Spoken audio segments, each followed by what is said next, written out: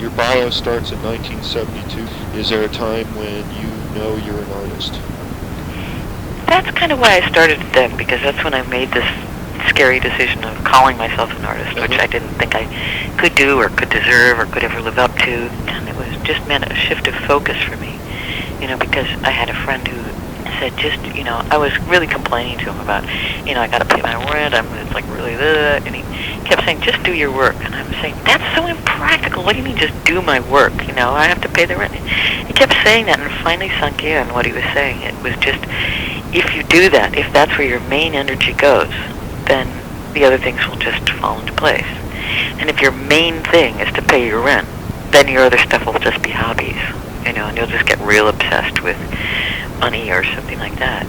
So that was a very hard thing for me to learn, just kind of switch what was important.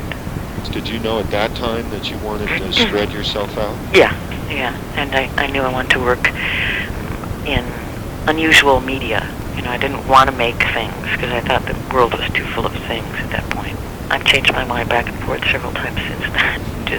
But at that time I was very, very clear that I didn't want to make objects. So I tried to make kind of flyaway things or performances that would disappear and then so on. Singers, poets, sculptors, painters, they're all called artists. Is there any general way to define that word, artist? Fortunately not. You could have like high wire artist. In a way it just means somebody who's good at something, So, and that can be anything.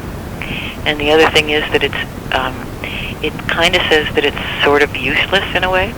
And that's another thing that I try to live by, is that it's not, I don't try to make things that make people's lives better. That isn't like number one goal. Because to me that's a very sort of 19th century idea of art.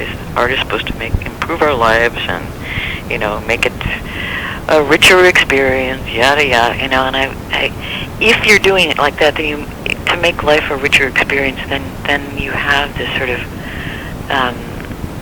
it becomes very PC, and then really to make people's lives better, there are more efficient ways to do it, like soup lines.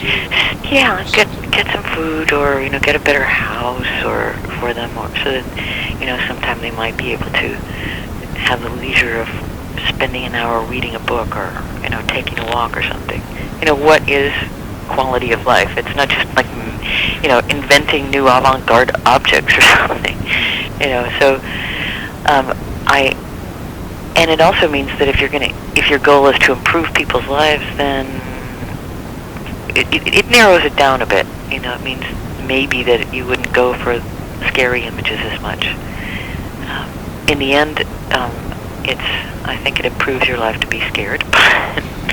But I try to stay away from that as a goal, I guess. Scaring people? I want to scare myself, and if it scares other people along the way, that's cool.